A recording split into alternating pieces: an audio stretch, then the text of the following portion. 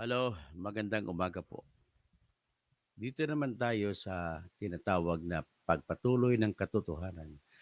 Tanging katotohanan lamang po ang ating pinapalabas dito at mula sa mga katotohanan na yun na detalye ay dyan tayo po papasok sa ating mga komento.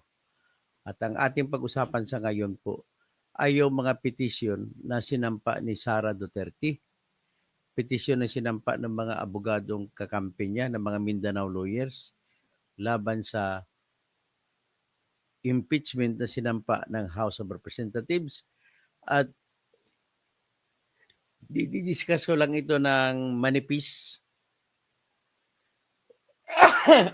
at ipakita ko kung anong ginawa ng mga congressmen natin, congresswoman.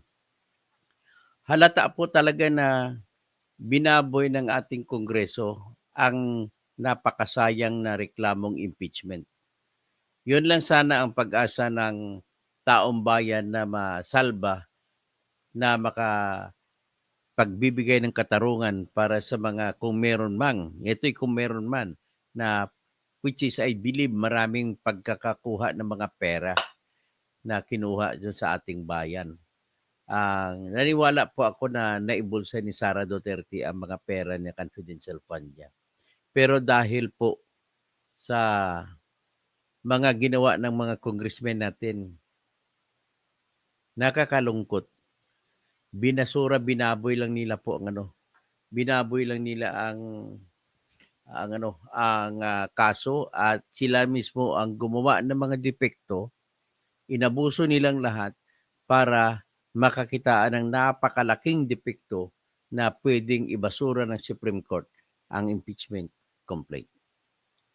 Sa madalit sabi, sobrang abuso ang nakita at nalulungkot lang ako sa aking pag-analisa nitong impeachment complaint na sinampa ng Kongreso laban kay Sara Duterte, ay lahat ng analysis ko, fair analysis ako, kung ano sa batas, sinusunod ko lang kung ano nakita ko sa gamit katalinuhan ko, ay lahat po na binanggit ko ay ginamit ng mga abogado ni Sara Duterte na argumento laban sa impeachment.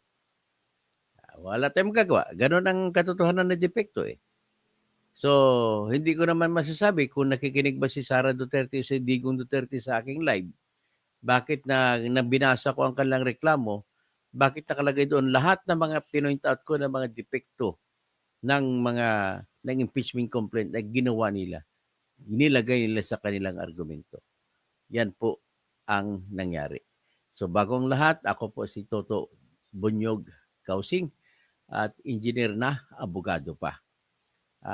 Dating abogado, engineer na, doktor pa, Doctor of Laws, Doctor of Jurisprudence. At abogado dati, natanggalan lang ako ng lisensya sapagkat po ako po ay laban sa korupsyon. Ang korupsyon na pinaglalabanan ko po rito ay yung pag-overprice. Ibig sabihin overprice, pinalaki ang totoong presyo.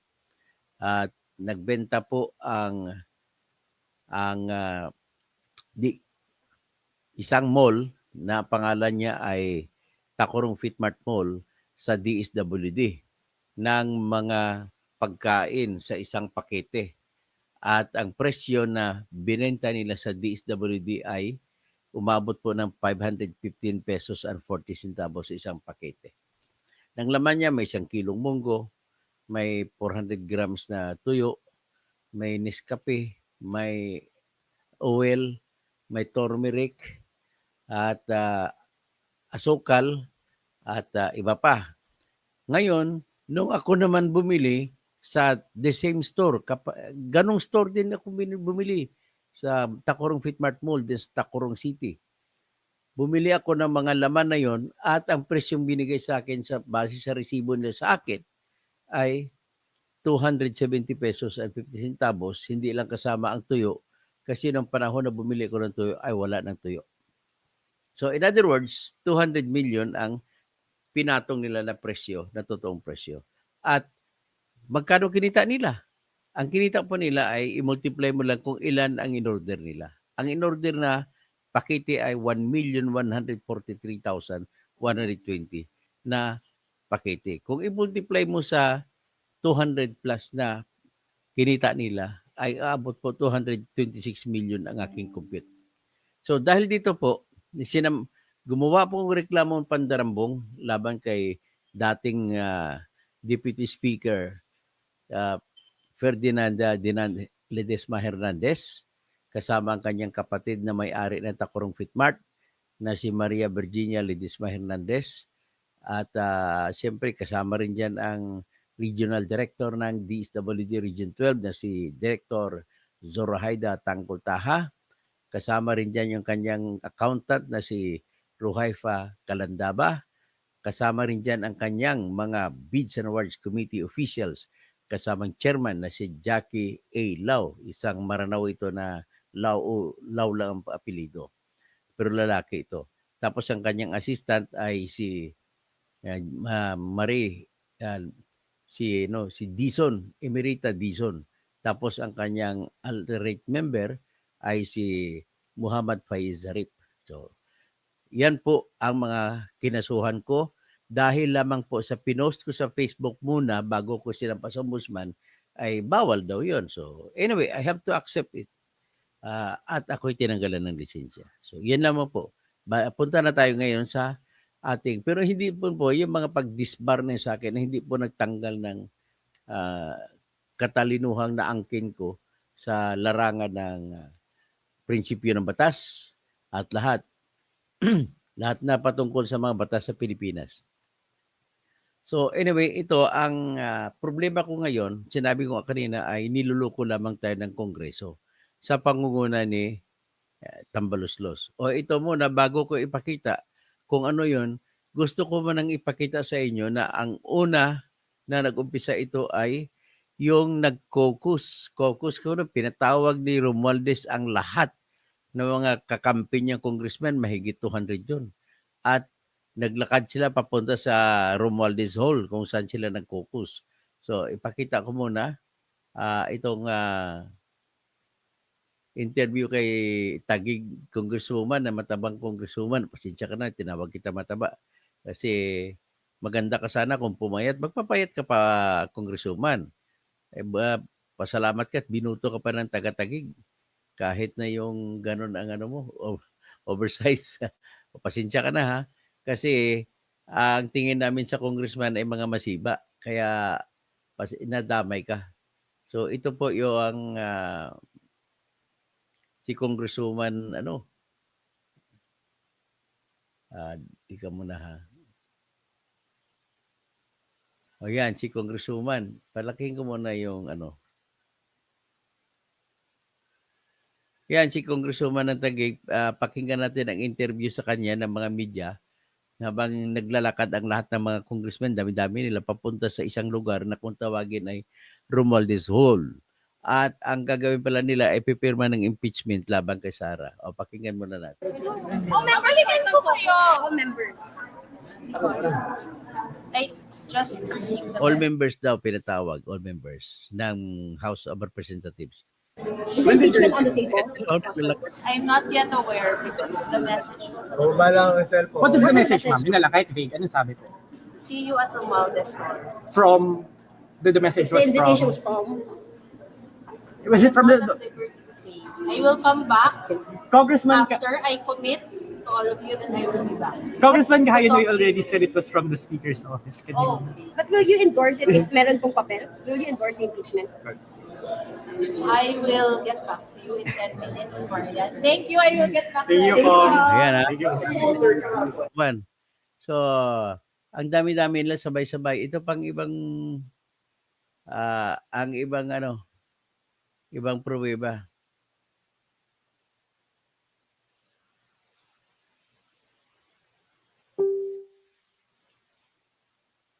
So, i-out natin yan. Dadagdag muna tayo ng isa pang screen. Yung nangyari sa araw ng February 5, 2025.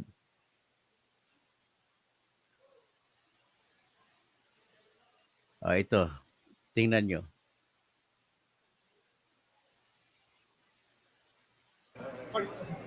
All party members. Is it an all-member caucus, sir? I don't know. I just got an invitation. So, From Speaker's office po ba? no, I don't know. Do you think the impeachment po will be dismissed? Yeah, All party members. Is it an all-member caucus, sir? I don't know. I just got an invitation. So, From Speaker's office po ba? no, I don't know. Do you think the impeachment po will be dismissed?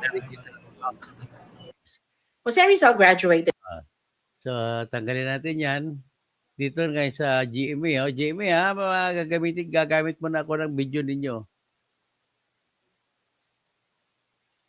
Ito, ang binalita sa GMA. Sana hindi niyo ako copyright strike. Ayun, balita ng GMA. May pagtitipon po ngayon ng mga kongresista sa Kamara. Detalye tayo sa ulat on the spot ni Tina Panganiban Perez. Tina? Oh, February 5 yan ha. Nabalita February 5, 2025.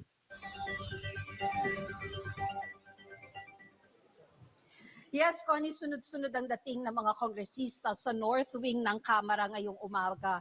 Sabi ng ilan, may ipinatawag daw na caucus sa Romualdez Hall ngayong umaga, pero hindi raw nila alam kung tungkol saan ito. Hindi rin malinaw sa mga nakausap naming kongresista kung lahat ba ng kongresista ay inimbitahan sa naturang pulong o kung grupo-grupo lamang sila. Pero may nagsabi namang hindi caucus ang pupuntahan nila, kundi fellowship lamang para ipagdiwang ang achievements ng 19th Congress. Ito na kasi ang huling session day bago mag-recess ang Kongreso para sa kampanya sa eleksyon 2025. So, ibig sabihin, ang klaro na. Pinatawag sila. Ang klaro din ay hindi nila alam kung anong gagawin nila. Yan po ang klaro. Noong February 5, umaga, 2025. Pero ayon kay ACT Teachers Representative at second impeachment complaint endorser Franz Castro, narinig niya sa isang opisyal ng Kamara na miyembro ng majority bloc na ang agenda ng pulong ay ang impeachment.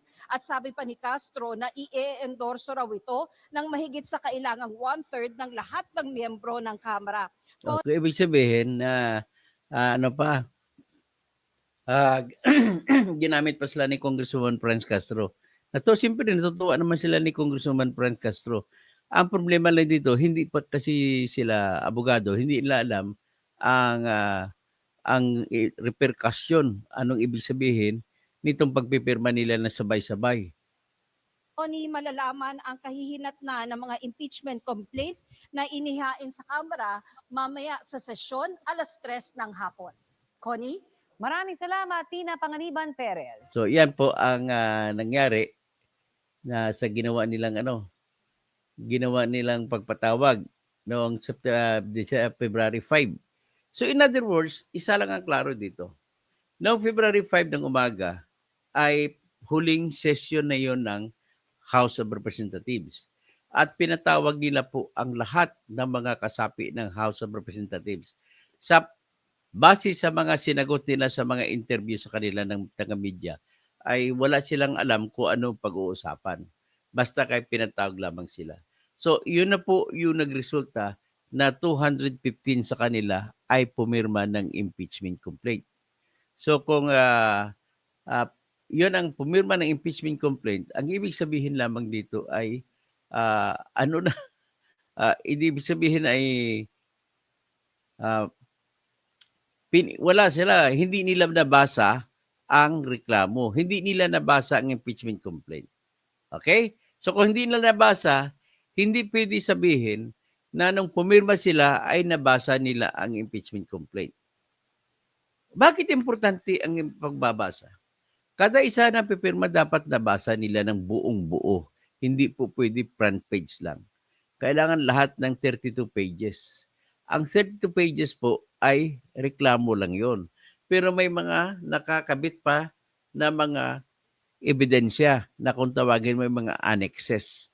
Ito po ay siyempre mga transcript of records sa hearing na ginanap ng Quadcom at saka Good Government Committee. At kasama rin dyan ang iba-iba pang mga dokumento. At kailangan ang isang taong sumasama sa reklamo ay nabasa niyang buong buo. Ngayon, kung titingnan mong isang kopya ng reklamo ay halos isang ream ng bond paper. Ang isang ream po ay 500 pages po, 500 sheets. So kung 500 sheets, kaya mo bang basahin yan? Isang oras lang po, hindi mo kayang sabihin na matapos pang pagbabasa sa isang oras. Yan na po ang pinakaklaro. Next, bakit kailangan basahin? Kasi po, inuutos sa Constitution natin, sa Article 11, Section 3, na dapat verified ang reklamo. So kung verified, ibig sabihin na verify mo.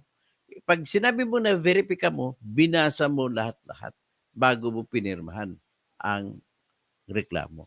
Ngayon, iba pa yung nabasa, iniutos pa sa Supreme Court Rules of Procedure na susundin ng House of Representatives na hindi lang kayo nabasa mo, dapat naintindihan mo ng buong-buo ang binasa mo. Tanong, naintindihan ba nila? So sa ganong pumunta sila na lumusob ang mga congressmen sa Romualdez Hall na maramihan sila at kung nabasa nila, mukhang imposible na sabihin na naintindihan nila lahat ang binasa nila kung binasa man. Yan ang pangalawang requirement. Pangatlong requirement sa verification ay kinakailangan ay personal nilang alam ang mga detalye na nakasulat sa reklamo. Tanong, personal ba nilang alam? Hindi natin masabi kung personal na alam kung hindi nila nabasa at hindi nila naintindihan. At imposible naman na alam nila lahat, pati yung mga deposito sa bangko na binigay ni former Senator Trillanes, na mga deposito ko na sa BPI na kung saan ay nagdeposito si Sara Duterte at kanyang tatay at hindi nila nilagay sa salin ang kanilang mga deposito. So, pinapoint out ko lang ito sapagkat napakahirap po sabihin na paano mo personal na alam yun. Hindi man lang sinabi doon sa reklamo ng binasa ko na ang lahat ng mga bagay o detalye patungkol sa BPI na accounts ay hindi sinabi doon na nakuha lamang kay former Senator Trillanes. So kumbaga, pinapalabas na personal na alam kung basahin mo buong buo at kung hindi mo alam kung binasa lang o hindi at kung sabihin mo na binasa nga, ibig sabihin, personal ba na alam ng mga congressmen kung saan ang galing itong mga detalye tungkol sa bank accounts? Hindi bali na yung isa sa mga reklamo nila na kung saan nag-press con si Inday Sara Duterte na sumisigaw na sinabi niya na kumontak na siya ng isang tao na sinabihan niya na papatayin si Marcos, si BBM, kanyang asawa na si Lisa Araneta Marcos at ang kanyang pinsang buo na si Romualdez sakasakaling patayin siya. Ang tawag diyan is conditional threat. Conditional threat o warning. Hindi yan threat. Ang tawag ko diyan, warning.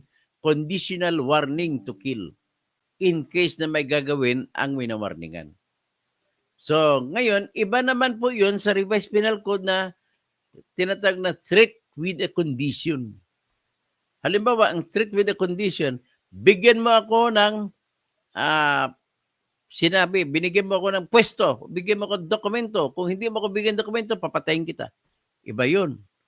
Ibig sabihin, ang biktima ay kung hindi gagalaw, ay papatayin siya. Dito naman, sa sinabi ni Sara, kung pag-treat niya, kung gagalaw sila, papatayin ko kayo. Ganun lamang po. At besides, kung mangyari man patayin si Bongbong Marcos, si Lisa Araneta Marcos, at si Romualdez, ay patay na si Sara. So sino pa ang parusahan mo? Sinong ikukulong mo? Yung gunman lang? O, di ba? So, yan po ang nakita dito na yun lang ang limitado ng personal na alam ng mga congressmen na pumirma. Kasi napanood ng lahat sa mga videos sa mga YouTube at saka sa Facebook, saka sa Instagram, saka Twitter. Napanood naman lahat yun. Kaya pwede mo sabihin personal na alam nila yun. So, Yung ibang bagay patungkol sa confidential fund, maaaring sabihin natin personal na alam ng lahat ng congressman yon. Kasi nanonood din sila kahit hindi sila kasapi sa Quadcom o sa Good Government Committee, ay nanonood din sila sa pagdidinig ng Quadcom at saka Good Government Committee. So alam nila patungkol sa mga Meregres Piatos, mga Kokoy Villamin, alam din nila sa mga 1,000 plus na resibo na wala sa listahan ng Philippine Statistics Authority na totoong tao. Alam nila yun. Pero ang problema, ang alam nila hanggang doon lamang sa pagtistigo ni sino tong yung Special Disbursement Officer at saka yung dalawa yon sa DepEd at saka sa Office of the Vice President. Pero lumalabas po, ang conclusion natin, binigay lamang ang pera nandun kay Colonel Lachica ng Philippine Army at Colonel Nolasco ng Philippine Army. So ibig sabihin, mula doon hanggang doon kay Lachica, wala na alam ang publiko. With more reason na wala na ring alam ang mga congressmen kung saan napunta, ano man nangyari doon sa confidential fund pagkatapos na matanggap nila ni Colonel Nolasco at ni Colonel Lachica. So, ibig sabihin, hindi mo masasabi na personal na alam ng mga congressmen yung mga bagay-bagay patungkol sa confidential fund. At hindi rin nila alam kung pwede ba sa batas na mag-imbento ng pangalan na kung sino nakatanggap. Ang sagot ko dyan ay pwede at maging depensa ni Sara Duterte. Kaya nga tinawag na confidential fund, secret eh. Kung secret, para maprotektahan mo ang pangalan ng totoong pangalan ng taong tumanggap ng pera kasi doon tayo kumukuha ng informasyon. Kaya secret, nag-imbento na ng pangalan. So, ibig sabihin, mananalo lang si Sara dito kasi hindi mo walang batas na nagbabawal yan. Hindi mo matatawag na falsification yun. Kasi ang purpose naman is itago lamang ang pangalan ng recipient kung sino tumanggap. Which is legal under the law na itatago mo yung pangalan ng mga ahente. Kung hindi, papatayin sila ng mga ibang tao na interesado sa impormasyon na binigay nila. Yun ay kung talagang totoo na binigay yung pera para sa mga ahente. Pero may duda ako na binulsa ni Sara. Kaya lang ang duda ko, hanggang duda na lang, hanggat hindi natin makikita anong nangyari pagkatapos noon na ibigay kay Colonel Nolasco at kay Colonel Lachica. In fact, may opportunity pa ang Good Government Committee ni Congressman Joel Chua na magtanong kay Colonel Nolasco at kay Colonel Lachica sa panahon na andoon naman sa kanilang committee hearing si Colonel Nolasco at saka si Colonel Lachica. Bakit hindi na tinanong? Yan ang pinakamalaking tanong ko sa aking sarili. At isa rin yan sa napakalaking tanong na sinasabi ni former Justice Antonio Carpio na napakalaking tanong. Nagugulat siya at nagtataka hanggang ngayon hindi niya alam ang sagot kung bakit hindi tinanong nila ni Congressman Chua ang dalawang sundalo na si Colonel Lachica saka si Colonel Nolasco. Kung saan napunta ang perang tinanggap nila mula sa Office of the Vice President at saka sa Office of the Department of Education. Isa lang ang klaro dito na sa ngayon kung ang ebidensya tingnan natin, napunta lamang sa kanilang dalawa. Wala pa tayong ebidensya na napunta sa bulsa ni Sara. Next, ano pang iba? Ang nakikita ko na sana pinakamalakas na ebidensya dyan kung pagkakataon na mapatawag yung taga-bangko at taga-BPI na bangko na mga opisyal para i-confirma itong mga deposito nila ni Sara Duterte at ni tatay niya. Yan ay sana yung pinakamalakas na kita kong kaso nila laban kay Sara Duterte. Yung confidential fund, mahina pa sa tingin ko eh. Kasi nga wala ngang ebidensya kung saan napunta ang pera.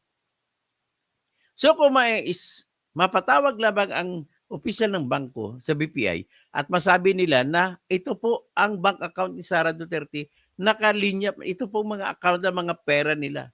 At ihambing or ibangga yan sa listahan ng SALN nila ni Sara Duterte. At kung hindi nakabanggit sa listahan sa SALN ni Sara Duterte, ang mga deposito patay na.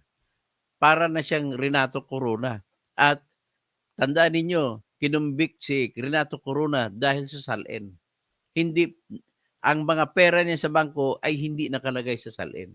Ganon din ang mangyari niya. Sakali na lumabas, pag pinatawag ang opisyal ng bangko na totoo pala yung sinasabi ni former Senator Trillanes na may pera sa bilyones ang pera ni Sara sa BPI. So, naintindihan nyo na. So, dahil po doon, ang problema nito sa mga kasapi ni Romualdez, binababoy nila. Kaya kung hindi sana nila binaboy, may maganda sana ang laban. Total, yung binabanggit ko na kaso ay nandoon na yun sa first impeachment. Okay, patuloy tayo. Ano pa bang ibang nakita ko na kwan? Yung laman ng reklamo laban kay Sara. Ang laman ng reklamo na nagsasabi na yung nagdalo si Sara sa Maisog Rally.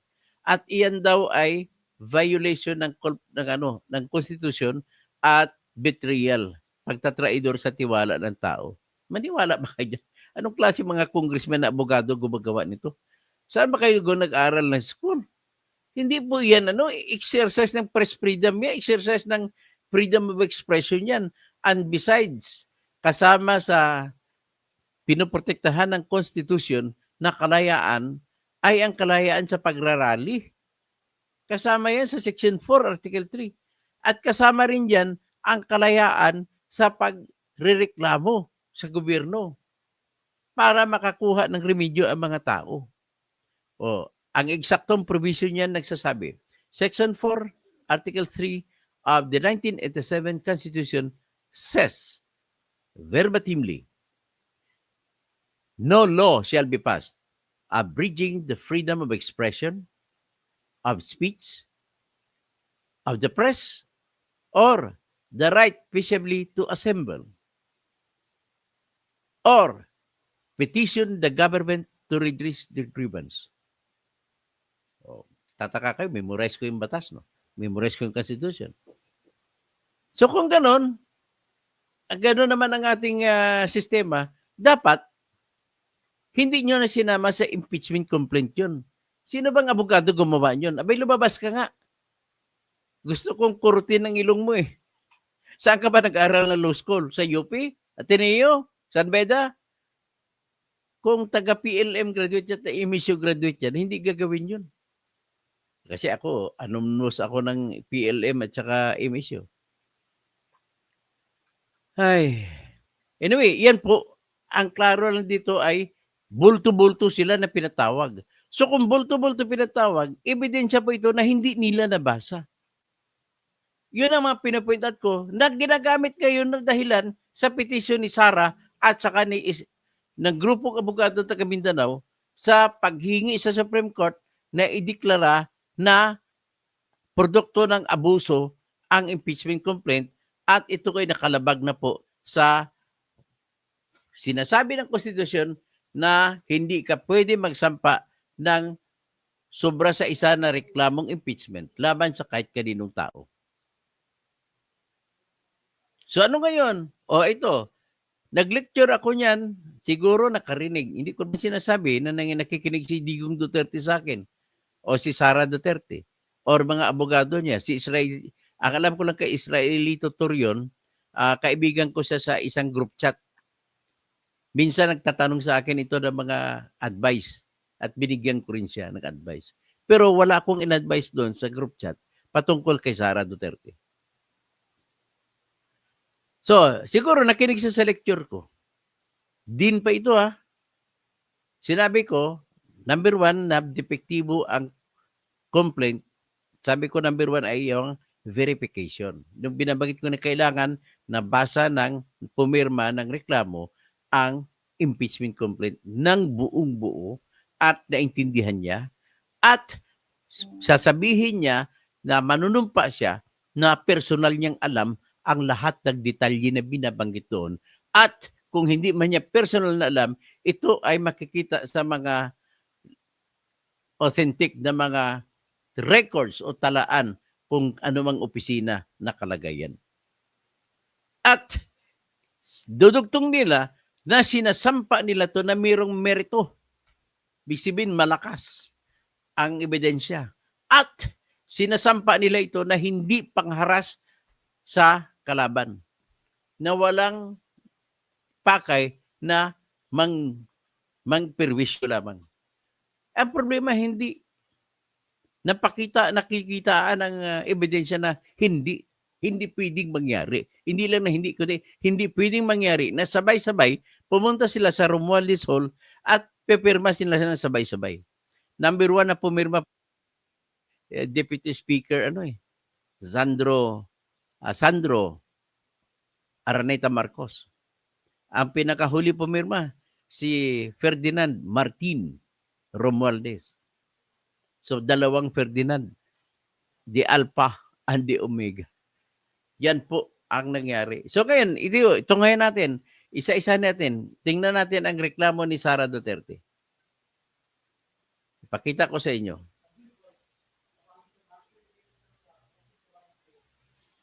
Ito po ang reklamo ni Sara Duterte. Nakikita niyo na ba? O, palakihin ko para makita niyo na maayos. O, ang case number, GR number 278353. So, yan po ang kaso na sinampa ni Sara Duterte laban sa impeachment. Basahin natin. Dadalhin ko kayo sa mga malaman, sa laman niya. Ito, mga ano lang ito. Mga, kumaga, palamuti lang yan sa una mga binabanggit. Pupunta tayo dun sa anong nirereklamo niya. Yung iba rito binabanggit sa unahan, puro lamang ito mga mga technical matters na kung ano bang karapatan mo magsampa. Siyempre may karapatan siya. Siya mismo ang Siya mismo yung tatanggalin . Okay, sabi niya, the parties, Petitioner Sara Z. Duterte is a Filipino of legal age, a resident of San Juan City, and the duly elected incumbent president, a vice president of the Republic of the Philippines. She may be served with notices and other processes care of the undersigned council at its address at 23 floor Multinational Bank Corporation Center, Ayala Avenue, Makati City. At doon pala siya nakatira. Opisina na lang yan. So anyway, ang kinasuhan niya ay si House of Representatives of the Philippines na pinamumunuan ni Speaker Ferdinand Martin Romualdez. Yan, number 26 paragraph. Number 27, at kinasuhan niya rin si Reginald S. Velasco na siyang Secretary General ng House of Representatives. At yun, sa Senate din, kinasuhan niya rin sa pangunguna ni Senator Francis G. Escudero. So, yan lamang po mga kinasuhan niya. So, ngayon, hindi mo natin Milines. Ayon sa kanyang reklamo, binanggit niya muna ang nangyari. Ang nangyari, noong December 2024 ay 3 magkahiwalay na reklamong impeachment ang sinampa laban sa kanya. At ito ay ang mga sumusunod. Number 1, complaint na inendorso ni Akbayan Representative Percival Sindanya. December 2 yun nangyari. Pagkatapos, ang complaint na inendorso naman ni Makabayan Party List Coalition na sila ni Franz Castro at Arlene Brosas. Nagla-live ako na yun. Tapos, December 4 ito sinampa. So, si Franz Castro na aking inindorsong kandidato, si Arlene Brosas, at pagkasenador, at saka si Raul Daniel Manuel. Tapos, ang pangatlong impeachment complaint ay sinampa ni Camarines Sur Representative Gabriel Bordado Jr. ng Naga City.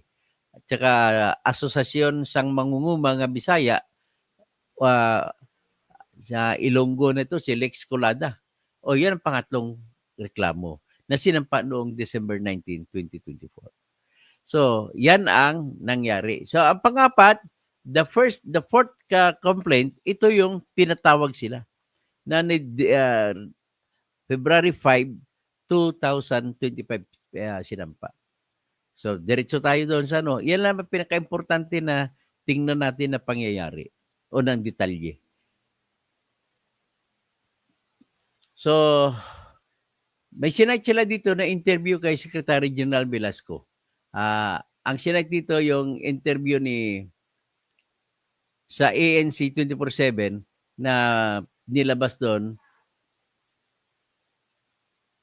Si Secretary General Velasco ay in-interview siya. Sabi niya, ang problem mo na Christmas break, karamihan sa kanila nasa district o nababakasyon with the family or loved ones. So wala. Kailangan pagbigyan natin sila. Anyway, sila boss ko di naman ako yung boss. Inamin ni Reginald Velasco na talagang hindi niya inaksyonan yung yung tatlong impeachment complaint. Tapos tinanong pa siya, pwede po ba naming malaman kung ilan po yung House members na nakausap nyo? Nakiusap sa inyo? Sabi niya Velasco, well, yung nga sabi ko, mga 12 sila, no? And they came from the majority and some from the minority. So kaya, kailangan pagbigyan natin sila. So ibig sabihin, umamin po ang Secretary General ng House of Representatives na hindi niya ginawa ang kanyang obligasyon o dapat gagawin sa sugo ng ating konstitusyon na kapag natanggap kaagad ang impeachment complaint ay ikakalendaryo kaagad niya sa loob ng 10 araw. Kung makalendaryo na, ito po ay may obligasyon naman ang buong House of Representatives kasama si Speaker na ibigay o endorso sa Committee on Justice ang reklamong impeachment. At sila ngayon ay magdidinig sa loob ng 60 araw ay desisyonan nila kung aksyonan nila pabor o hindi ang reklamong impeachment. Ang problema rito, yan po ang nangyari sa December 2, hindi rin ginawa ng paraan na mag-action na within 10 days, may kalendaryo ang usapin, at ganun din sa third impeachment complaint na December 19. So, ang nangyari, hindi umaksyon. Very clear na hindi umaksyon. Anong ibig sabihin nito? Sa argumento nila ni Sara Duterte, sinabi nila, ay may karapatan na po si Sara Duterte na mag-expect na aksyonan ng House of Representatives ang reklamo. Ng unang reklamo, December 2 at December 4. Kung hindi na inaksyonan, may karapatan ngayon si Sara natitingnan na duly filed ang reklamo. Hindi nga lang inaksyonan. So, pwede niya na sabihin, may reklamo na po sinampa sa akin, kaya hindi na ako pwede sampahan ulit. Ayon kasi sa Constitution, isang reklamo lang ang pwedeng isampa laban sa kahit sino na mga impeachable officers. Ibig sabihin, impeachable officers, yung mga opisyal lang ng bayan natin na pwedeng ipatanggal sa pamamagitan ng tinatawag na proseso na impeachment. Pero walang ibig sabihin yan, kung i-translate mo sa Tagalog, ang ibig sabihin na ng impeachment, reklamo. So pag sinabi mo na impeach si Sara, nireklamo si Sara. Ganun po yun. So ngayon, dahil hindi nila inaksyonan, ang argumento nila ni Sara is, ibig sabihin, pwedeng sabihin na walang ground, walang merito yung unang kaso sinampa, kaya hindi binigyan ng aksyon. At pangalawa, na December 4, ay hindi rin aksyonan, so wala. So pangatlo, ang December 19, hindi rin aksyonan, so wala. Ang ibig sabihin nito ay yung una na December 2, yun ang importante. Kung hindi niyo inaksyonan ang December 2, ibig sabihin po, sarado na. Mag-umpisa na po ang bilang ng 1 year mula ng December 2. So 1 year dapat December 2, pwede pa siya makasampa ulit kay laban kay Sara sa December 2, 2025 ulit. Yan pong argumento nila. So kasalanan ito. Sinadya ba nila ni Romualdez yan? Hindi naman ako magsasabi na hindi alam ni Romualdez ito kasi graduate siya ng College of Law sa UP. Abogado siya. In-expect siya na alam siya at marami siyang kasamang mga abogado riyan. Hindi ba nila alam yan? So yan po ang mga detalye na importante kung bakit ginamit ni Sara na dahilan para ipabasura ang reklamo na fourth impeachment complaint noong February 5. So dahil nakasampa na noong December 2 ang unang reklamo, 2024, ay hindi na pwede sampahan ulit sa loob ng 1 taon sa pamamagitan ng fourth impeachment complaint na sinampa noong February 5, 2025. Okay? So ito nga, nilabas ngayon ni Sara Duterte sa kanyang argumento, ang tanong, naka-English lang, ang tanong, whether or not respondents House of Representatives and its members and Secretary General committed grave abuse of discretion amounting to lack or excess of jurisdiction in freezing the first 3 impeachment complaints to pave the way for a fourth impeachment complaint and circumvent the 1-year bar. Oh, simple lang. Simple lang ang tanong nila.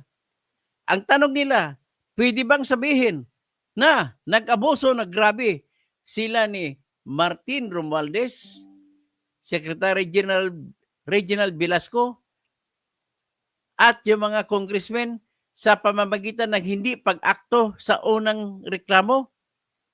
At kung hindi inaktuhan at saka grabe ang pag-abuso, ibig sabihin pinapaikot lamang nila ang pagbabawal ng ating konstitusyon na magsampa ng reklamong impeachment laban sa kahit kaninong impeachable officers na mahigit sa isa sa loob ng 1 taon. Yan po ang kanilang sinasabi rito. Yun, nakatagalog yung pag-explain. So, ibig sabihin, tama si Jamail Ali sa pagsabi, the inaction of the Secretary General is in itself the action he took for the impeachment complaint. Correct, you are. Jamail Ali. Oh, si Jamail Ali, isang Muslim ito. Kaya binabati ko mga subscribers ko na mga Muslim. Malapit na po ang Ramadan. Ay, assalamualaikum warahmatullahi ta'ala barakatuh. Sa mga kapatid ko mga Muslim. Mga Maranao man, kasi dyan ako nag-graduate sa MSU, marami. Mga roommates ko na Maranao, saan na kayo ngayon? Mga engineers lahat. Si Engineer Alex Muhammad, dyan sa isang official na engineer dyan sa Metropolitan Manila, sa flood control project siya. Si, dami-dami nila, hindi ko mabanggit. Okay. Yan na po, siguro naintindihan ninyo ang ibig ko sabihin. Okay? So, kung ano man ang sabihin ng Supreme Court dito, ay malamang ito na po, wala na itong, malamang po madapakalakas ng argumento na to. Yan po ang problema sa ating mga opisyal. Pera lang kasi nasa isip nila. Hindi sila pumirma nung walang pera. Kung nagkapera sila nung matapos ang budget, na igawa ng mga akap-akap, saka si nagkapera napamigay si Martin Romualdez, kaya saka pa lang sila pumirma. Kung talagang totoo na niniwala kayo na dapat tanggalin sa pwesto si Sara Duterte, ay dapat nung second impeachment complaint pa lang, pumirma na kayo ron. Di ba? Ganun lang ho kasimple. So, ibig sabihin, sino ngayon na may sala ng kasong laban kay Sara?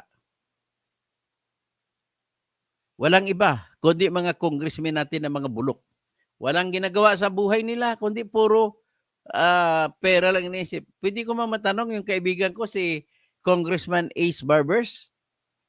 Bakit inantay pa ninyo na umabot sa February 5? Dapat yung pinirmahan ninyo, dapat inendorso nung makadepekto man sa teknikalidad, pero pwede pang ilusot kung ang pinirmahan ninyo ay yung second impeachment complaint. Total 23 articles yun, mas malakas yun.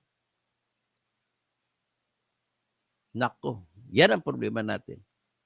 Paano kaya ito? Kung ako tanongin nyo, dead ball na itong impeachment. Doon pa lang sa tinatawag natin na depekto. Hindi ko pa sinasabi niyan yung sa sunod ko na sasabihin siguro na vlog kung ano ang mga depekto na ginamit ng grupo naman ng Mindanao Lawyers. Ito si Sara Duterte lang ito. At nakita mo, sino bang abogado ni Sara Duterte dito? Dalhin natin sa dulo. Itong reklamo. Yung mga abogado niya, number 1, si Sigfrid Fortun. Kapatid ni Raymond Fortun. Magaling na abogado rin to. Si Attorney Gregorio Narvasa, II. Anak ito ni Chief Justice Narvasa, Andres Narvasa. Siyempre, patay na si Andres Narvasa. at si Attorney Sheila Season. Mga magagaling na abogado to kasama sa Fortune Narbasa Salazar. Si Attorney Salazar dyan po, to be fair to you, naging professor ko sa pamantasan ng lungsod ng Maynila. Pero ang subject na binigay niya sa akin ay na tinuro sa akin ay yung Corporation Code. Tapos si Roberto Batong Bakal, mga magagaling na abogado ito sa Fortune Narbasa Salazar. At ito, mahigit sa lahat, si former President Rodrigo Rua Duterte. Anong roll number niya? Ba, napatandang abogado na talaga. Pag nag-umpisa line of 2, 24, 488, matandang abogado na ito. So, ang kasunod, Lucas C. Carpio Jr. Sino si Lucas? Kapatid ba ito ni Mans Carpio na asawa ni Sara Duterte? Malamang. So, yan po ang kaso nila, ang petisyon nila ni Sara Duterte. So, mukhang hindi maka-first base ang reklamo ng impeachment laban sa kay Sara. Okay? So, magtatawag na lang ako. Teacher Mark Reacts, mabuhay ka, Dr. Toto Kausing, shout out sa iyo. Oh, Timar, pwede bang kopyahin ko yung kanta mo? Sa Teacher Mark Reacts, ang kanta na pinaplug mo lagi. Magandahan ako makinig ng kanta mo eh. So, Marvi Rivera, Boso, Sani, Day, Adik. Ako wala akong kinakampihan dito. In fact, gusto ko matuloy ang impeachment.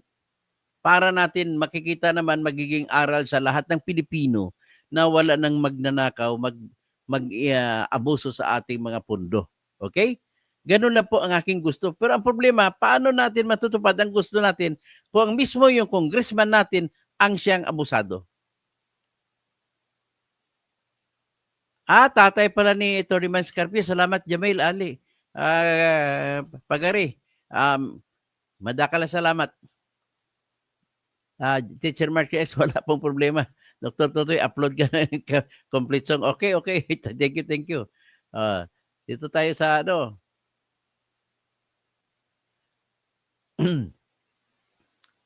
sa kay Antonio Buencesiso, mabuhay. Daniel Gutierrez, Wonder Mike, Music Lover, Bobby Cortez, Celso Mindanao, tapos watching from Lucena, Quezon City, Quezon Province, Cheryl Andres. Ay baka pagalitan ka ni Congressman J.G. Suarez niyan at saka ni Aluna Partilis na congresswoman na asawa niya.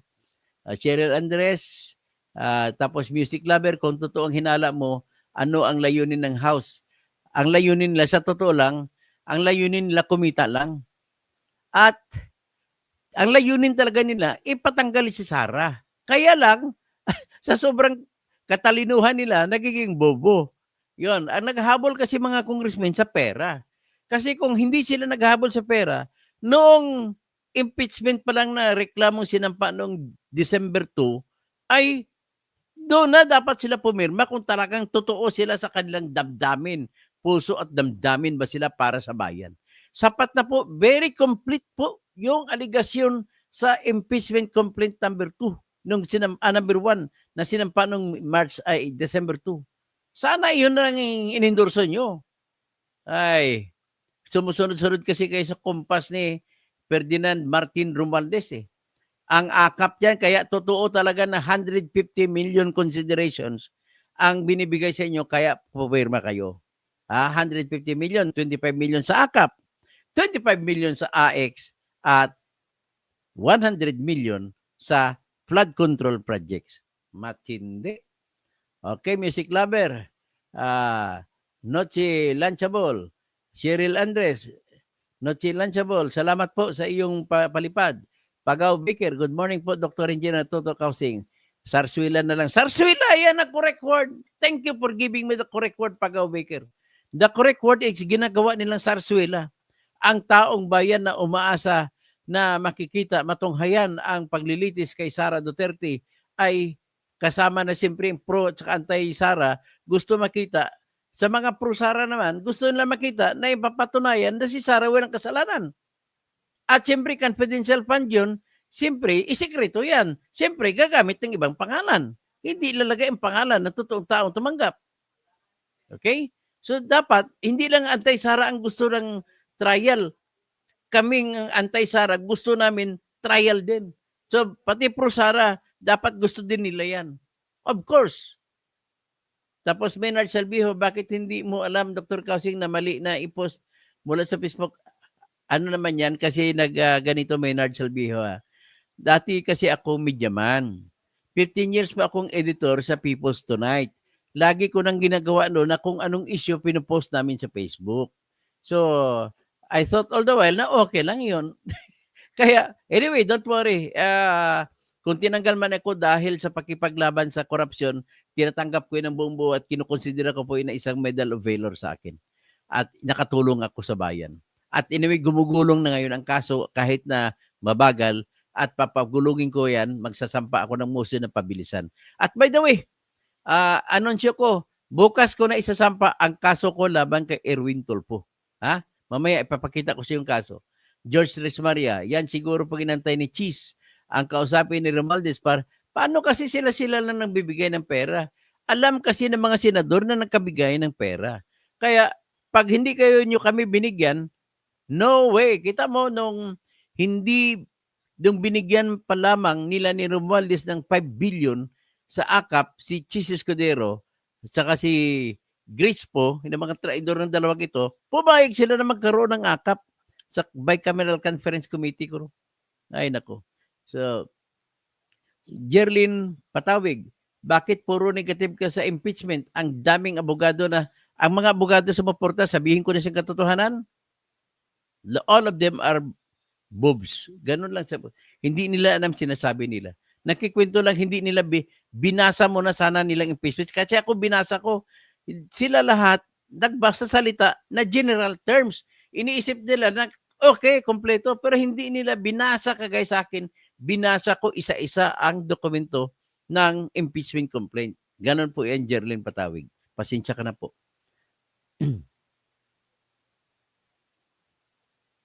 Okay, Henry Palumo, they rise in power through ill-gotten wealth. Tama, lahat po sila ill-gotten wealth.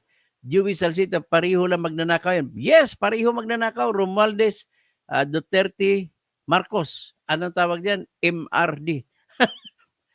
Imbis na MRRD, Mayor Rodrigo Roa Duterte, gawin natin MRD.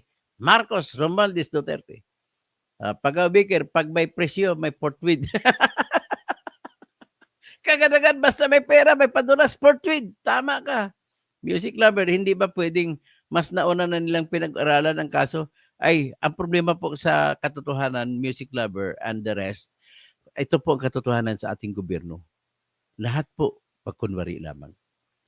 Kita mo, may inabasa ako na isang araw, yung abogado, hindi ko na bagitin pangalan, na-disbar po siya.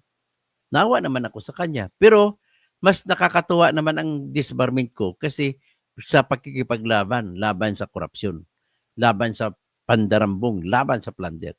Yung abogado naman nabasa ko kanina, na-disbar siya sapagkat yung binulsa niya, yung perang binayad ng DPWH para sa kliyente niya. 153 million po ang binayad ng DPWH. Ginawa niya, binulsa niya ng 23 million plus at inirigalo niya, binigay niya kay dating Secretary Leila de Lima ang 60 million para sa kampanya ni Leila de Lima. Hindi ko alam kung anong usapin. Siguro pinasabi niya sa kanyang kliyente, ay tumulong po sa atin si Leila de Lima para makabayad ng DPWH. Kaya ibigay natin sa kanya ito para sa kampanya niya pagka-senador noong 2016. So yan po yung abogado na na-disbar. Kanina lamang po inanunsyo. At least tuwang-tuwa ako. Ako yung abogado na na-disbar hindi dahil sa pera na minaldas, kundi dahil sa katapatan sa bayan, pagmamahal sa bayan. Yan ang naging nangyari sa akin. So pwede mo sabihin, that is because of yung kukupihin ko na ng PMA na saying CIL, courage, integrity, and loyalty. Yan po. Mga may honor code. Ina-adapt ko rin ang honor code ng PMA kahit hindi ako PMAer. Silent Scream, Pernipento, Cassandra Daisy, yan ang napapala ng mga congressmen na kulang sa alam sa batas. Kaya nga huwag na kayo bumoto ng congressman, senador na hindi nakapag-aral ng batas, ng law. Huwag na kayo bumoto ng mga Ruben Padilla, Willie Revillame. Huwag na kayo bumoto ng mga Lito Lapid, mga Bong Revilla, Bongo, Bato, o sino pa ang ibang hindi na makakaalam sa batas. Kahit yung nakaalam ng batas na si Tol Tolentino, huwag nyo nang iboto. Kasi kaalam nga ng batas, wala namang respeto sa kanyang sarili at sa bayan. Kung saan lang siya kikita, doon siya. Kita mo ang katraidoran niya, di ba? Tinraidor na si Duterte. Si Duterte naman nagpapanalo sa kanya. Pero ngayon, tinraidor na si Duterte, dito na siya kay Marcos. So, ano ibig sabihin yan? Yan pong indikasyon na hindi nyo dapat iboto. Tapos yung mga kandidato na gumagastos ng bilyones sa kanyang kampanya, kagaya kay Camille Villar, number 1 big spender, mahigit 1 billion na po ginastos niya. Pati si Amy Marcos, saan ba kumuha si Amy Marcos ng pera? At mahigit 1 billion na po ang kanya nagastos sa kanyang kampanya? O, wag nyo nang iboto yan. Hindi rin na nakapag-aral din sa batas yan, pero lumalabas na hindi rin maasahan ang kanyang karakter. Kasi namimili ng advertisements. Kung gumagastos ka ng malaki, ang ibig sabihin nun ay gagawa ka lang ng hindi maganda kung ikaw ay mahalal. Sino pang iba dyan? Ay, wag nyo na iboto si Pia Cayetano. Kita mo naman, binibira ng halos tapakan na ni Alan Peter Cayetano, si Bongbong Marcos nung tumatakbo silang Vice President. Tapos, kukop-kopin ni Pia Cayetano. Walang kwentang tao, babae yan. Huwag nyo iboto yan. Tapos, sino pa? Si mga Camille Villar, sinabi ko na. Tapos si Abi Binay. Huwag nyo na iboto yan kasi ginagawa lang nila political dynasty pagkatapos ng kapatid niya na si Nancy, siya na naman. At higit sa lahat, itong dalawang Tolpo, si Ben Tolpo, si Rap Irwin Tolpo, huwag nyo na iboto mga yan. Huwag, kung gusto nyo, hindi magkaluko-luko ang Senado, huwag nyo na iboto yan. At huwag nyo rin iboto sa 2nd District ng Quezon City, si Ralph Wendell Tolpo. Iba nang iboto nyo ang kandidato, huwag na yan. Wala nang ginagawa kundi manglabag lang sa bus lane sa EDSA. Sino pang hindi boto dapat? Si Wanda Tolpo Teo na tumatakbo sa Turismo Party List at ang asawa ni Rapi Tolpo na si Jocelyn Powa Tolpo na taga Isabela. Huwag nyo, mga taga Isabela, mga kamsat ko sa Isabela, huwag nyo nang iboto si Jocelyn Powa Tolpo. Kaya sa kanilang AXIS, ibasuran yung AXIS na yan. Ginagamit lang nila ng kanilang smuggler na boss na si Ed Bikyap. Smuggler yun eh. Sinasabi na ni Percy Lapid, smuggler yun eh. Kaya wag nyo nang iboto yung AXIS na yan. May reklamo pa dyan, alam ko. Nagre-reklamo si Sammy Pagdilaw. Yan ang original na AXIS. At ninakaw ninyo ang AXIS party list mula kay Sammy Pagdilaw. Kay General Pagdilaw. O General Pagdilaw, can I interview you on air with regard to AXIS? Sige, pakisabi lang sa akin para interviewin po kita. Sino naman? Si The Harbinger. Mohandes, good morning po. Cassandra Daisy, bumuto tayo sa Congress at Senado na tulad ni Dr. Engineer Toto, real lawmaker, dapat real lawmaker. Kung hindi man abogado, yun nakapag-aral ng batas, ng law, ng prinsipyo ng law. So Jamil Ali, engineer, are 215 signatories of the impeachment complaints liable for perjury? Yes, they can be liable for perjury by making it appear, by saying that they read when in fact they did not so. By making it appear that they understood and yet they did not understand. O yan, tama ka, perjury yan. Pwede rin papasok sa falsification. Falsification kasi at saka perjury magpipinsan yan. Jamil Ali, engineer, sinabi niya, okay, sigurado ako sa ganitong lakas ng argumento, masusustain ng Supreme Court si Sara Duterte. Si Paul John, dito na sa impeachment trial, lahat-lahat may malalaman. Dapat sana nga malalabas matutuloy sana. Yan ang prayer ko na pagbigyan na lang ng Supreme Court ang depekto at ituloy ang trial para marinig natin kung ano lahat-lahat at matuto tayo sabay-sabay makapag-aral.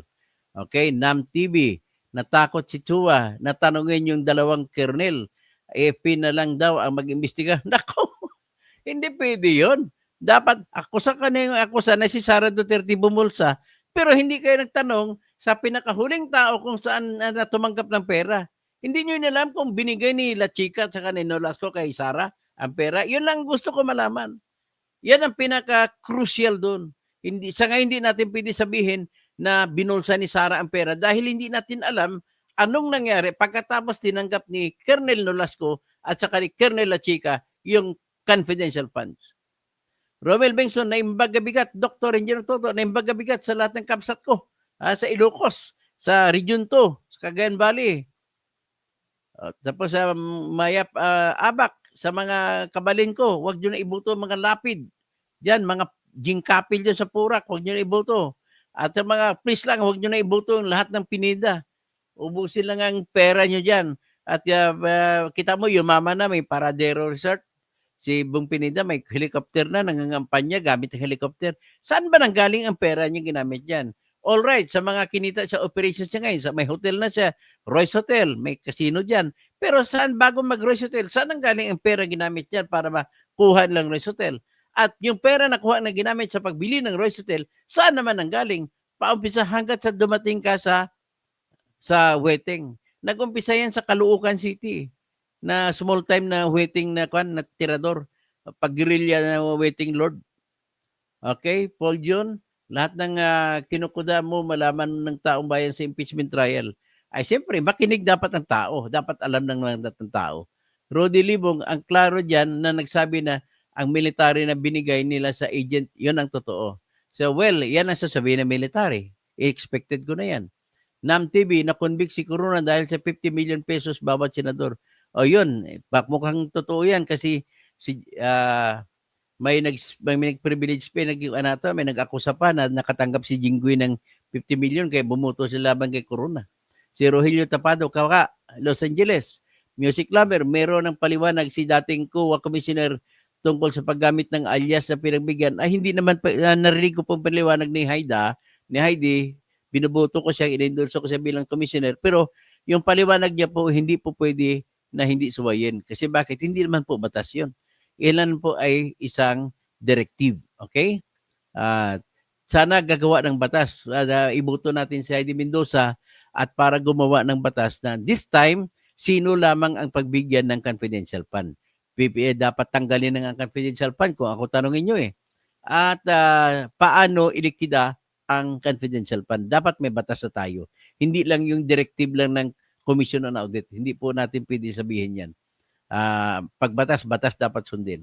Okay? So, Sunny Day, ang intots, pinapasaya mo naman ang mga DDS. Wala tayong magagawa. Yan po ang pwede nating i-comment. Alangan naman sabihin ko na matatalo dapat si Sara. Ito nakikita natin sa detalye sa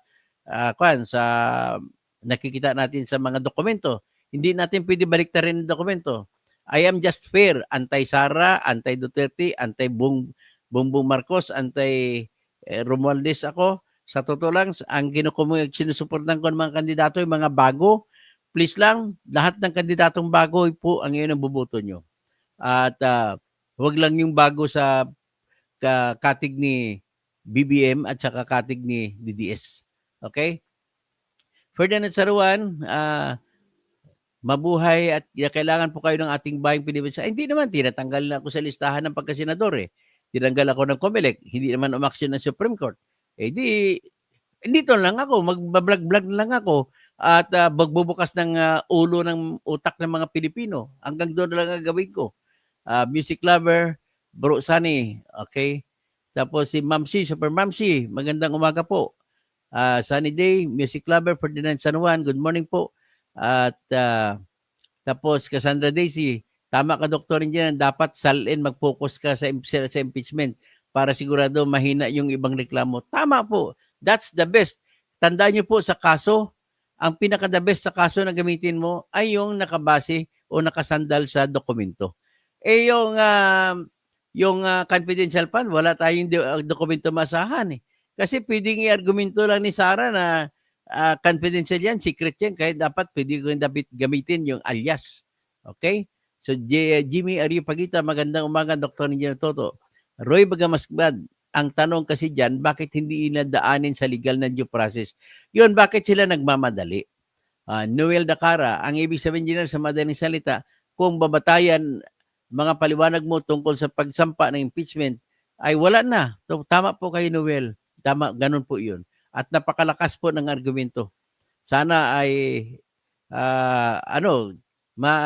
masisira ang utak ng mga justice ng Supreme Court dito. So sana tinulungan na lang ang mga prosecution. Ang problema sa prosecution, nagmamayabang yan. Kung may ibang tutulong dyan, pera-pera ang ibig sabihin. So, hindi ka nila bibigyan ng pera, hindi ka na papatulungin. Ganun lang kasimple. Attorney kasi magandang tanghali po. Anong legal na due process, Roy Gamasbad? Marby Rivera, Sunny J, Messi Claver, Cassandra Daisy, Marby Rivera, Mamsi, Boss, Sunny J, gandang umaga. Marby Rivera, Fermin Wong, yan na, totoo dyan. Minadali ang pagpasa ng impeachment. Ayun. Siyempre, minadali nila. Kasi kung totoo na walang bigay na pera, dapat kung talagang gusto ng congressman na mag-impeachment, dapat noon pa lang sa December 2 na reklamo, doon sila pumirma. 'Di ba? Hindi doon sa February 5. Alats daw ng tricky. Okay, Joy DLR, good morning. Good evening po. Boss Toto, Dr. Toto, Marvin Rivera, Boss Sunny Day, malas naman ni Sir Mukong, baka manok na pula. Okay, si Beto Super Mamshi, Marvin Rivera, baka kapato sa isabong ata pinag-usapan nila.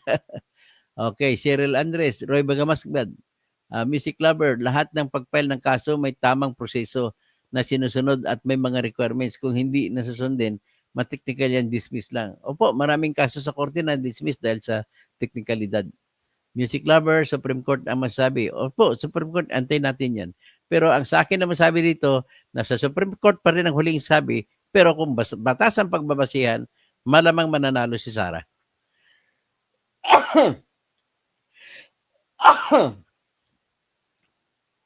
Tapos si D. Sorry. Aming sabihin redundant ang reklamo, ganun ba yun? Hindi bali na redundant ang reklamo. Walang problema. Basta may proper procedure lang sana sinunod. So, Jamil Ali, the inaction of the Secretary General is in itself the action he took for the impeachment complaint. Yes, you're very much correct, Jamil.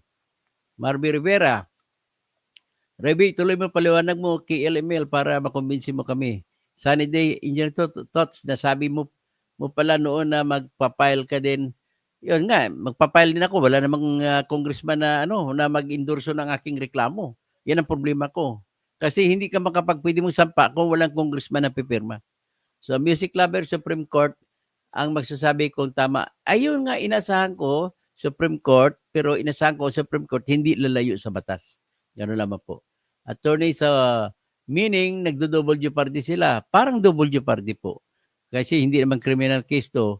Ang double jeopardy, nagagamit lang sa criminal case. Si Betong, Marby Rivera, Jamil Ali, wala alaikum Cornes. Salam, engineer. Okay. Salam alaikum. Okay. Alaikum assalam. Roy Bagamasbad, hindi naman sinunod ang nasa Constitution. Paano sila kakatigan ng Supreme Court? Marby Rivera, Noel Dacara, tama, bulok sila dahil mga evil motives. Yung mga good deeds, mga good intention sana, nasisira ng bad motives. Yan ang nangyari. Inabangan ko ngayon yung pag-file naman ni Engineer Tox Discord. Bukas po, ipapile ko kay Erwin Tolpo. At kay Cheryl Andres, Sunny Day, sino pang iba? Cassandra Daisy, Bernardo Quiñones, tapos Jupina Fabricante, lahat na lang sa iyo pagdududa. Kaya nga, sabi mo confidential pero hindi pa alam. Siyempre, pag confidential, paano pa maging confidential kung sabihin ko sa iyo? Kaya sabi, secret, sino ba girlfriend mo? Secret. Bakit ko sabihin? Secret nga eh. Cyril Andres, Betong, good morning. So, Roy Bagamasbad, Wonder Mike, Marby Rivera, Teacher Mark Reax, mabuhay ka. TMR, Cyril Andres, Nam TV, tatay ni Mans Carpo at yung sinasabi kanina si Jamil Ali. Okay. So, ida-download ko yung kanta mong Teacher Mark Reax dahil sa base sinabi ng abogado, yun na rin ang sasabihin ng Supreme Court. Siyempre, saan ba magbabase ang lahat Supreme Court ng abogado? Sa batas po, sa Konstitusyon. Hindi pwede na ibang base ng Supreme Court. Okay? Marby Rivera, Bosani Day, walang deliberation na ngayon nangyari. Wala kang deliberate, pirmahan na lang direkta. Andito na nga 150 million ko, pirmahan ko na. Ganun po nangyari. Si Popoy, good evening from Canada. From California pala, si Popoy. Roy Bagamasbad, si Marby Rivera, At tapos si Marlon Bundok, mabuhay ka Toto Kausing, parehas ka. Sana madami pang katulad mo. Ferdinand San Juan, Attorney Toto Bunyog Katotohanan. Attorney, kaya nga dapat sa unang reklamo, dapat doon sila sa unang reklamo pumirma lahat. So, ito yung gusto kong abogado kahit anti-Duterte, pero pagdating sa batas, wala siyang, hindi po ako magkokontra sa batas, kung anong batas po. Ganun lang po ako, kahit laban pa sa akin, wala akong magagawa. Kaya sabi nga nila, ay, the law may be harsh, but it is the law. So, yan ang sinasabi na. So, sinasabi niya, so is Supremalex, Sedlex. Ganon. So, Duralex, Sedlex. Pag Duralex sa baso, hindi mabibiyak. Kahit itapon mo sa semento, hindi mabibiyak. Ganon po yung batas. Duralex, Sedlex. The law may be harsh. Mapang-api man ang batas. Pero yan po ay batas. Yung sinasabi. So, Elena, ang galing nyo, Sir Toto. Talagang salamat po. Lita, exciting sana manood kasi marami din yung natuto. BP Sara supporter ako. Okay lang po yan kung saan kayo nagsa-support, anti o pro. Kasi kahit anti o pro, gusto man panood yung impeachment. Kahit si Justice Carpio, sabi parang walang mangyari sa impeachment, complaint na yan, dapat maghintay na muna sila. Okay, sa sunod ko na isabihin ng ibang issue. Si Bernardine Bansol, good job day. Senator Toto Kausing, wag mo na pahirapan sarili mo, bakit hindi mo alam, budol-budol lang ginagawa nila Marcos at Duterte. Pareha lang yun, Marcos Duterte yan. MRD yan, Marcos Romualdez Duterte. So, concerned citizen, attorney, sampa mo ng disqualification. Okay, Roy Bagamasbad, Saturday, sino pa mo, Ferdinand San Juan, Luke Espiritu Palaban, dapat sila kausapin ko ito. Ibahin niya muna, diskarte niya para medyo palatable naman sa mga butante. Kaibigan ko si Tony Luke Roy Bagamasbad, tapos Kiko Bam, Heidi Luke, yun. Sani Matula, si Arlene Brusas, si Franz Castro, si Kiko Pangilinan, si Bam, yun, isa sa mga kandidato ko mga ito. Sunny day, at malapit-lapit na po ako mag-endorse ng mga kandidato ko. Rene Garban, hala Sir Toto, ubos na raw ang pera. Ay, hindi natin alam kung talagang ubos. Pagbigtingnan muna natin. Cheryl Andres, okay. Jamil Ali, James Villarreal. Sino pa? Mike Swoosh. Okay. Rene Garban, nabasa ko na. Marby Rivera, Davao City Mayor Rodrigo, unadmitted calling out, mabuhay NPA. Super Mamsi, may ebidensya ka ba? Okay. Hayaan mo yan kung mabuhay ang NPA, mamamatay ang NPA. Yung mismong Makabayan Party List nagbibigay pugay sa yun ng kay Juma Season. Marby Rivera, sino pa? Jagirarty. Actually, si Juma Season po, teacher po ni Rodrigo Roa Duterte sa Lyceum. So, Danilo Thailand, na imbang malim. Nandiyan doktor, ay malim na ba? Oy, malim na. Lampas na ko alas 12. So, okay, Super Mamsi, Marby Rivera, Charlie Whiskey, kala ko, delayed pa yan, impeachment, paano may nadali? Ayun, Rogelio Blanco Yuzon, Super Mamsi, Charlie Whiskey, sino pang iba? Sunny Day, Charlie Whiskey, Jam Balaya, welcome to the Marcos Romualdez Republic, MRRD. Invite ko si Attorney Engineer Kausing. Sige, mamaya, invite ka mo ko kung anong time. Pakisabi mo lang, pakilagay mo lang sa messenger ko. Super Mamsi at Ingkong Dong, music lover, magkakaibigan dati yan, sina Juma at Digong. Oh, teacher nga ni Digong ni Juma Season.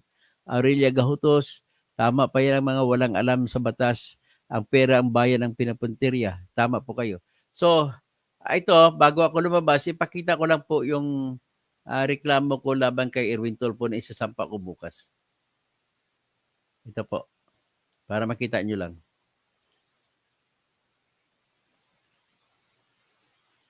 Ito ang reklamo, isasampa ko. Ayan So, big. Ayan. Ang kasama ko reklamo si Attorney Diosdado Wicalonge, isang ombudsman na abogado.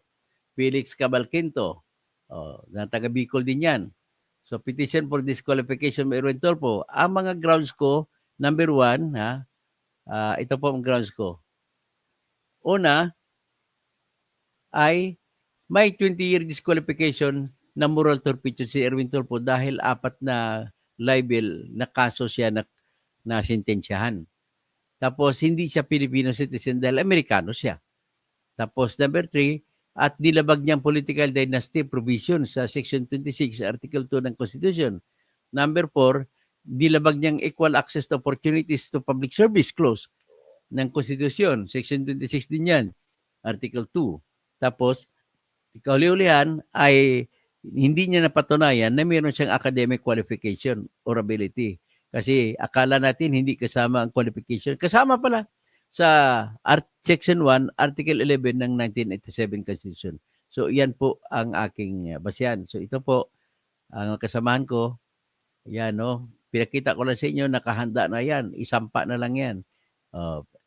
Nakaipon na rin ang pera ko pambayad dyan. Nag-aantay muna ako, nag-ipon na ako ng pera ng mga donation ng mga kaibigan natin sa online. So, yan ang binabanggit ko. So, hanggang page 5, page 7 ata ang ginawa ko na pinakita. Ayan, second cause na Filipino citizen. Hanggang page 7, yan lang po muna. At saka, dyan na muna at maraming salamat po sa lahat. At magandang hapon po. Naibag Malim, Mapia, Agat Panapon, Amayap Agat Panapon, Mapia mahapon sa mga pakat ko, agong pagari ko. Okay? So, yan na muna. Maayong hapon. Maupay nga kulop sa mga waray-waray. Mayad nga hapon sa mga karaya. Sa mga Ilonggo, maayong hapon. Sa mga Cebuano, maayong hapon. Sa mga taga-Bujol o asagikan ng akong asawa, maayong hapon. Dadyon kanyo kamu sa Bujol. Okay. Hanggang dyan lang muna tayo. Maraming salamat po.